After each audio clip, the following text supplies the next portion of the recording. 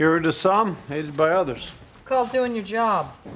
Well, I'm pissed the soda tax failed. Lindsay was behind that.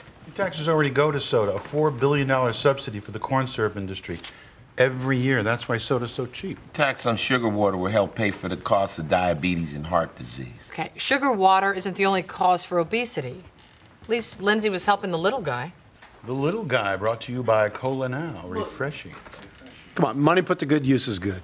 If Cola Now really cared about poor kids, they wouldn't go plastering their logo all over the place. Well, maybe Lindsay knew deep down that she was doing the devil's work, so she went back to using drugs. Except the tox screen came back negative. But it only tests the popular drugs, like cocaine, meth, X.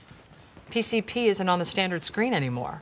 So, people are jumping off bridges thinking they can fly. Maybe she thought she could breathe underwater. We prove it was an accident. Case closed, we go home. But it wasn't an accident.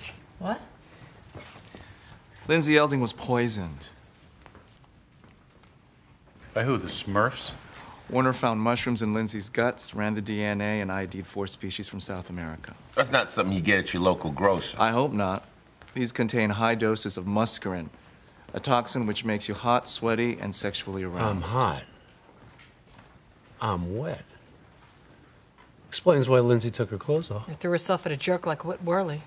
Yeah. And why she would jump in the fountain, but how come she drowned? Muscarine toxicity often leads to respiratory failure. Lindsay took her final weak breaths underwater, but she would have died anyway. Oh, God, what a rough way to go.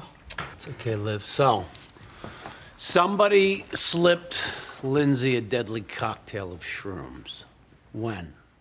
They were in her jejunum. Dial back the digestive clock, and that puts you right around dinner time. Okay. Her calendar says she was at a fundraiser at a place called Wishing Time. They were giving out free jungle gems.